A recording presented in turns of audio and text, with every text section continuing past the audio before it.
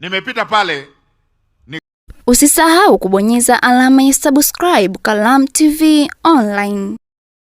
Mtazamaji wa YouTube channel yetu ya Kalamu TV Online, tunaripoti taarifa hii kutokea mkoani Arusha. Waziri Mkuu Dr. Mwigulu Nchemba ameagiza kuzuiwa kwa hati ya kusafiria ya wakandarasi wa kampuni ya Tunnel Sad Ariana Company baada ya kushindwa kutekeleza ujenzi wa bwawa la Eyasi lililopo wilaya Karatu mkoani Arusha. Dr. Mwigulu amesema mkandarasi huyo tayari alipokea malipo ya awali ya shilingi bilioni 3 kwa ajili ya utekelezaji wa mradi huo, lakini alishindwa kufanya hivyo. Usisahau kubonyeza alama subscribe kwenye YouTube channel yetu ya Kalamu TV Online ili wa kwanza kupata taarifa zetu. Nimepita pale nikaona mradi mmoja ule wa bilioni 21.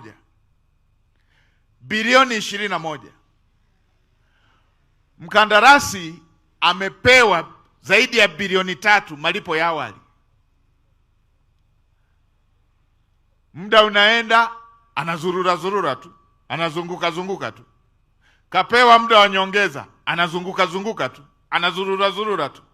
Kapewa muda mwingine wa nyongeza, anazurura tu. Na fedha ya walipa kodi wa Tanzania anayo. Na nilishasema ipo michezo ya wakandarasi